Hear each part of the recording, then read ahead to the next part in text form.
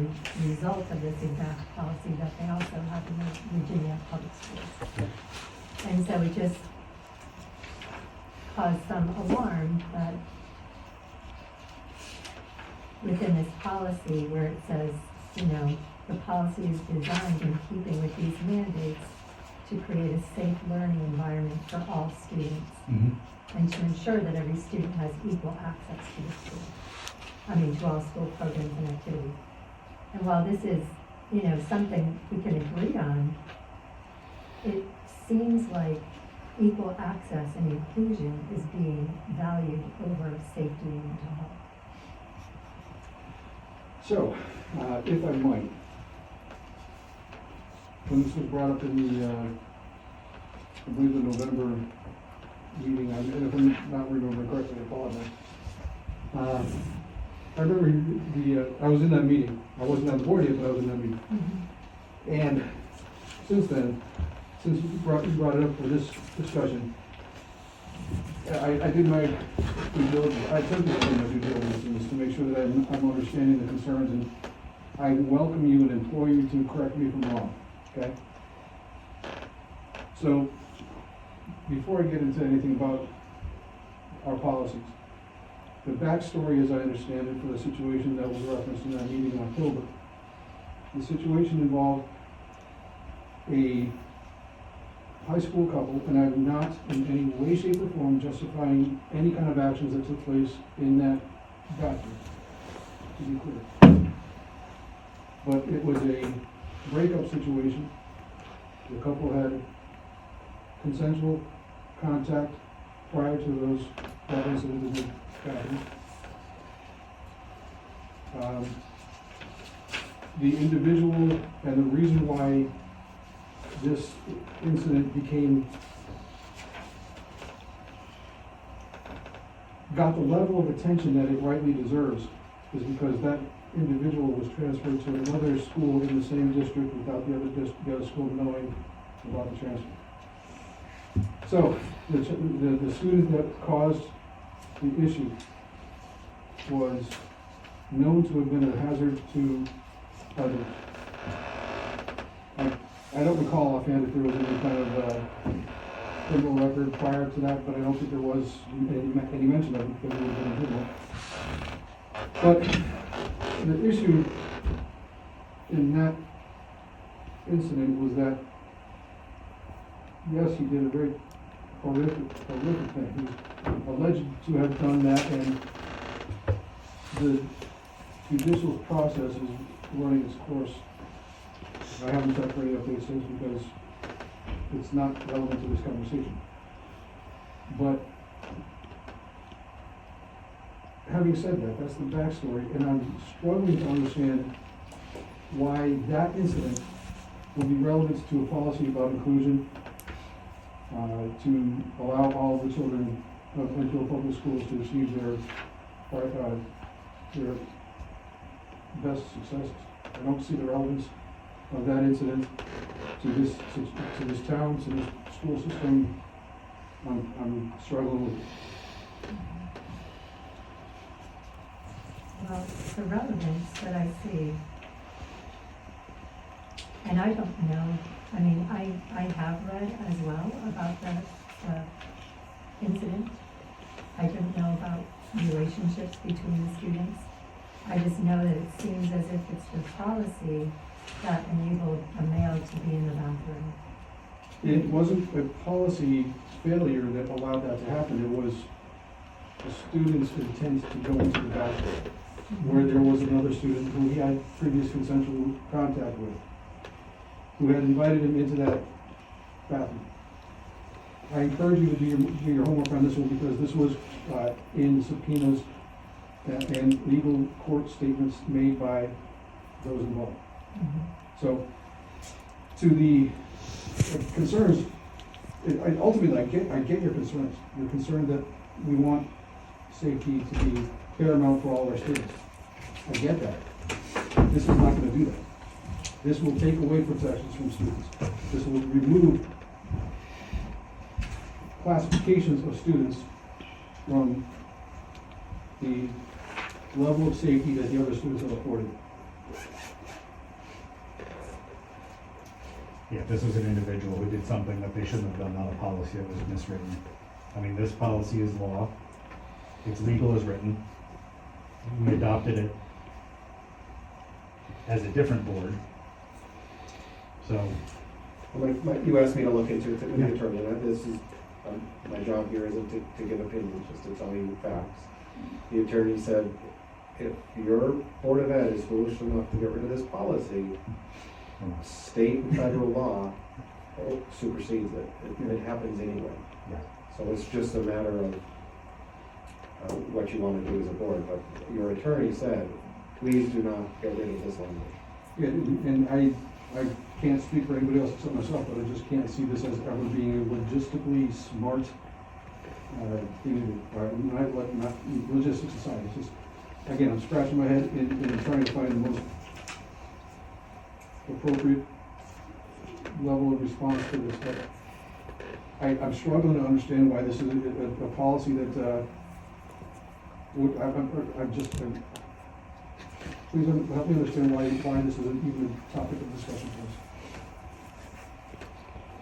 On the fourth page, where it talks about restroom accessibility Yeah. and Yep. locker room accessibility. Fully aware of that one. Yeah, those are the areas where it says, any student who has a need or desire for increased privacy, regardless of the underlying reason, should be provided access to a single-user restroom, Yeah, or in this case, and a reasonable alternative changing area, such as the use of a private area. yeah. So if and- those and private areas and single-use restrooms are available, that it is- seems like it would be a better protection for our females, our ladies, our women, our girls, to be able to have protection from biological males being in restrooms or locker rooms. So I'm gonna put aside the entire biological male thing. Yeah, Um, thank you. all of our students have, by state statute, and we are currently complying with, if I'm not mistaken, we have restrooms and changing facilities that comply with this. And I can only imagine that JFK is in the process of being fitted to the same standards. So,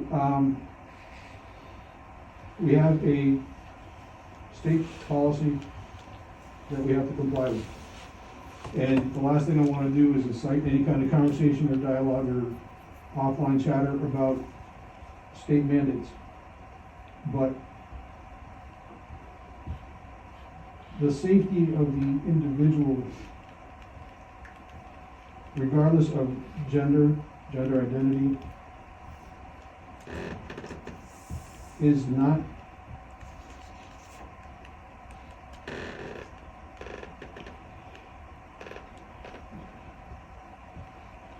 this concern that you have is valid, but it applies to all students. Whether it's a female student or a male student, or one that identifies as neither, one that identifies as more. One that is unsure. It doesn't, we cannot isolate and remove from our policies anything that affects a student because of their fill in the blank. Whether it's a gender, a race, sexual preference, it's just not something we could or should do. And again, to the concerns about the safety. The safety of the students is paramount for everybody involved, from the board to the administration, to the students, to the teachers, to the parents, to bus drivers, to everybody involved. That the suggestion that by removing or altering a protection from a class of protected individuals would somehow increase the safety of a single demographic or even a single student for that matter, it's asinine. It really is.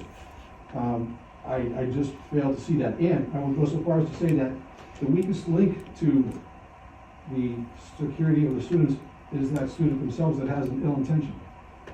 Just like it is with any situation, any safety situation in life. If we have a weak link, that's going to be the entry point. That's where the breach is going to be made.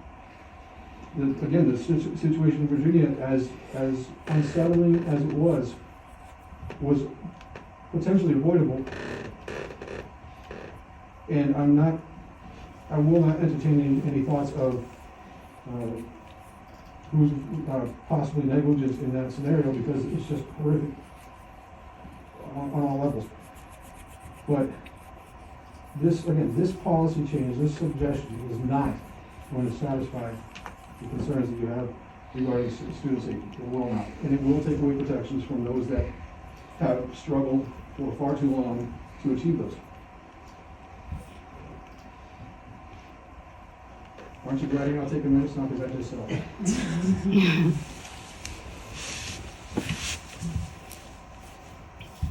So, Well, I'm good with leaving this policy as is, but I did want to have the opportunity to discuss it.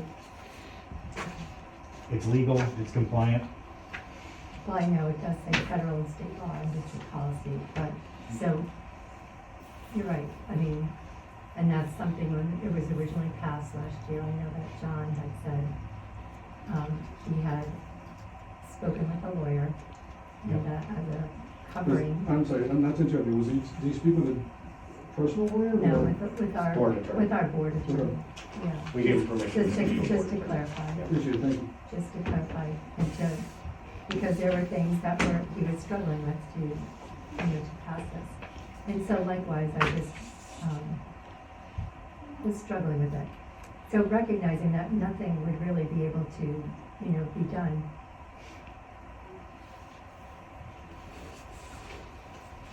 Would there be is there an opportunity or a willingness for, I don't know, it just feels like something should be done before something that we would want to avoid. This one I could case, not agree with you more. if it seems based, like it's ungrounded for concern, it doesn't feel ungrounded for concern. So I agree with you entirely that there should be a level of awareness for every possible potential negative event. And I'm not trying to minimize that statement, okay, I truly do mean that. But I'm certain that the school down in Hartford had a policy about bringing fentanyl into the building. Look what happened.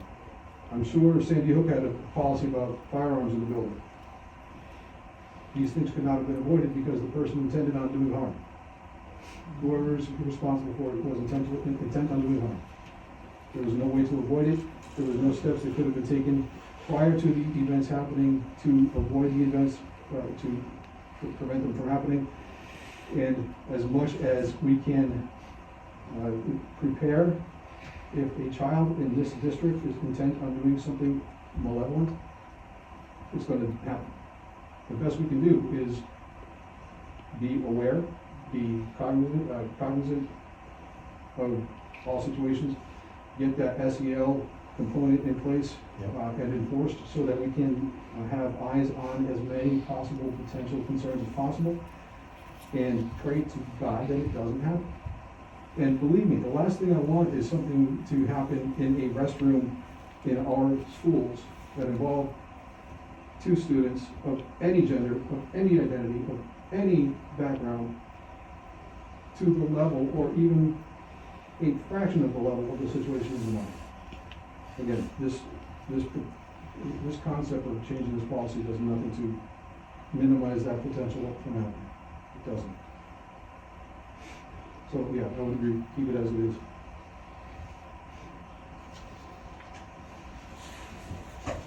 Okay. Okay.